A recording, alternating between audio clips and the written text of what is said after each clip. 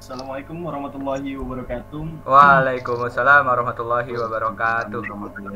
Alhamdulillah, malam ini kita bisa berkumpul untuk membahas tentang mata kuliah pendidikan kewarganegaraan yang dibimbing oleh dosen kita Pak Agus Septima Ridwan SAMH.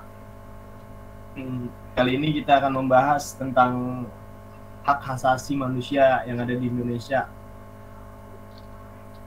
Kami dari kelas 02 TPL 005, ya saya sendiri, Saiful Bari, ada Dede Herudin, Toto Winarko, Oki Rahmat Saputra, Stephen Pedrico, dan Muhammad Ali Fikri. Kalau ngomongin tentang hak asasi manusia, menurut teman-teman atau kawan-kawan nih, kalau hak asasi manusia itu apa ya? Kalau pengertiannya lah bahasanya. Kalau bahasa pengertiannya hak asasi manusia itu apa ya? Mungkin ada yang bisa jelasin? Ayo bang, izin menjawab bang. Jadi menurut gue itu hak asasi manusia adalah sebuah konsep hukum dan normatif yang menyatakan bahwa manusia memiliki hak yang melekat pada dirinya karena ia adalah seorang manusia.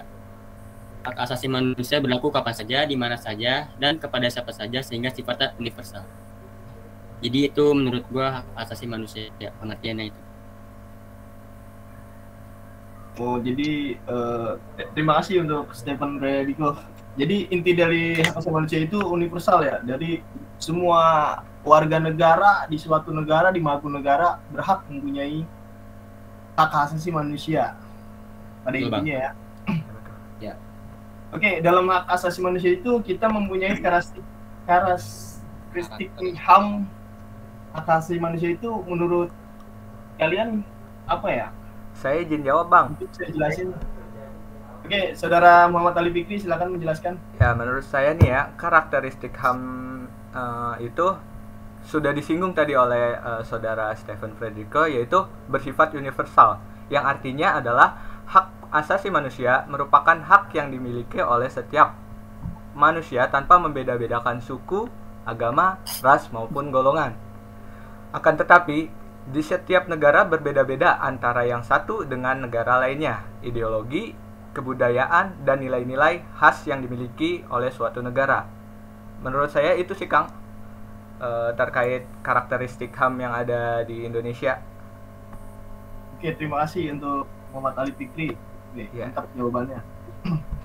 Oke, kalau itu tadi ngomong tadi tentang karakteristik hak asasi manusia.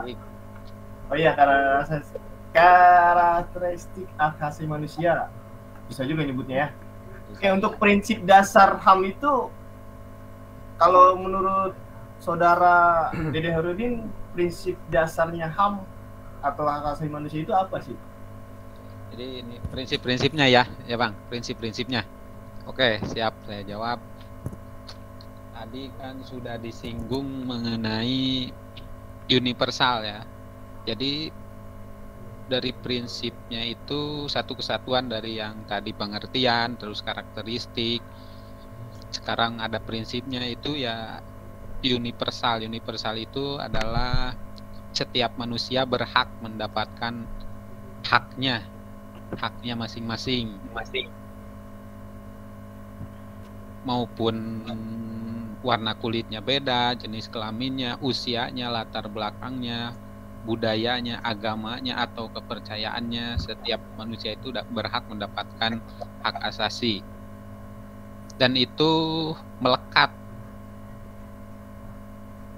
pada diri seorang manusia dari kodratnya, dari sebelum lahir sampai dia meninggal dunia. Tidak terpisahkan, tidak dapat dibagi-bagi.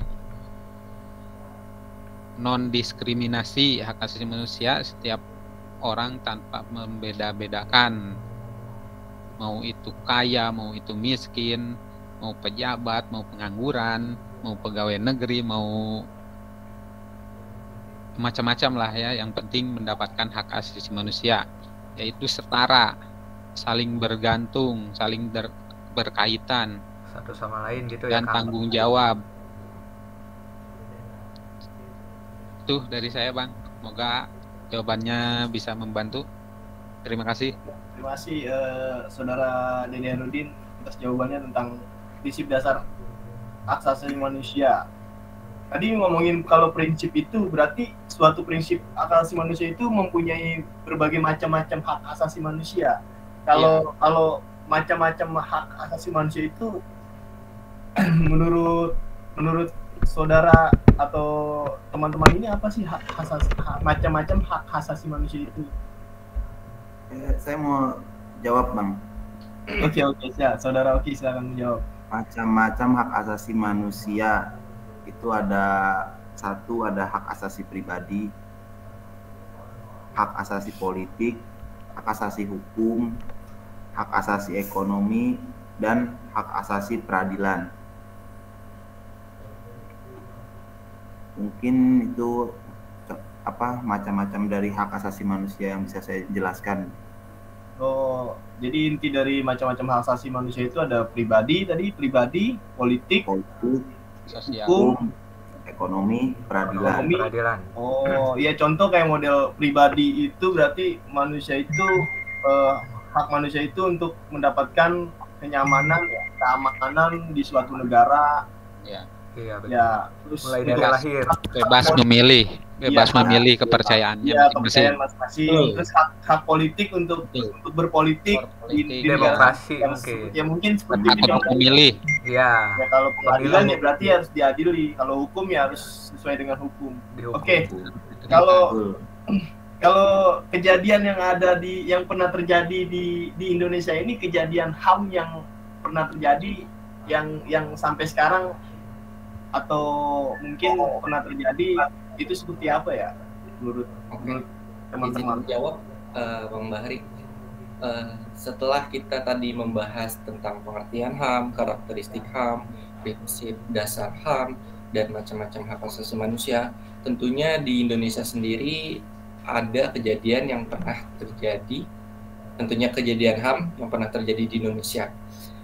Yang pertama itu yang paling terkenal yaitu ada peristiwa Trisakti yang terjadi pada tanggal 12 Mei tahun 98, yaitu dengan kasus penembakan mahasiswa Universitas Trisakti, di mana penembakan mahasiswa Trisakti sendiri memiliki erat kaitannya dengan aksi demonstrasi mahasiswa di berbagai wilayah Indonesia yang berpusat di Jakarta untuk menuntut Presiden Soeharto pada masa menjabatnya untuk turun dari jabatannya sebagai presiden.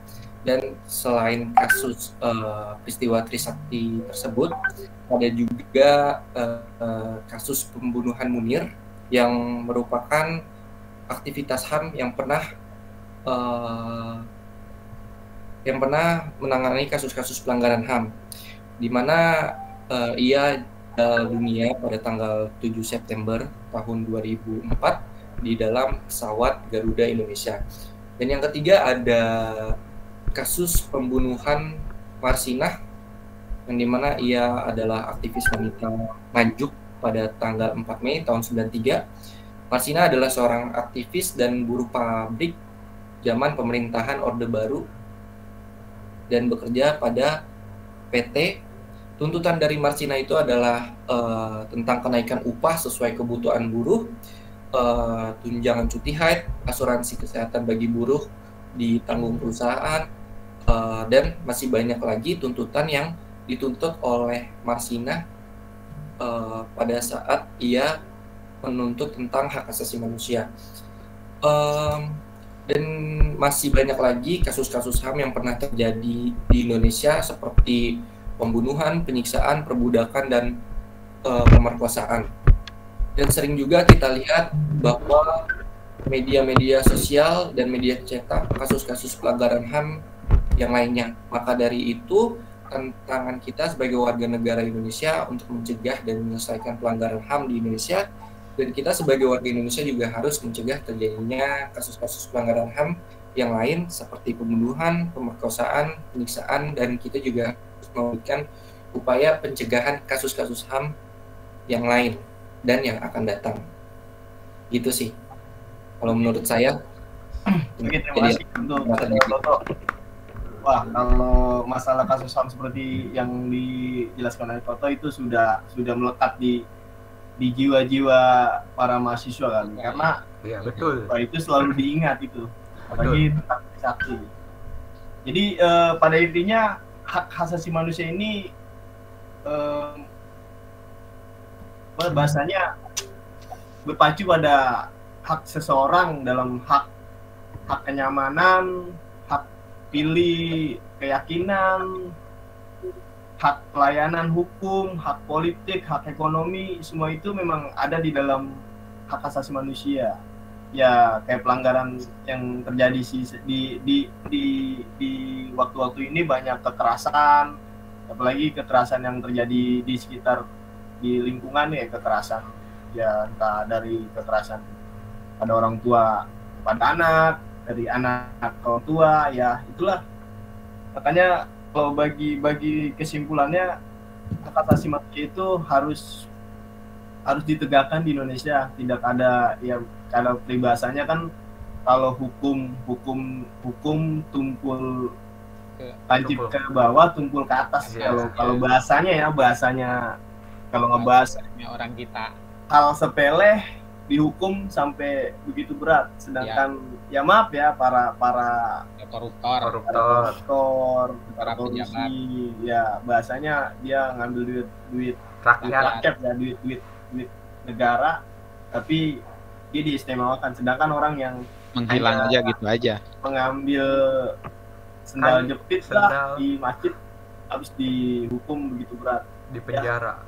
Mungkin kesimpulannya dalam negara Indonesia kita ini memang setiap warga negara mempunyai hak untuk hidup dan berpendidikan.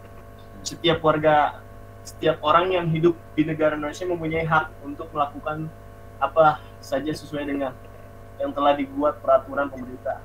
Sebagai pemerintah Indonesia juga dalam membuat peraturan dan perundang-undang harus bisa mempertimbangkan dengan baik supaya terjadinya keadilan antara umat yang satu dengan yang lain.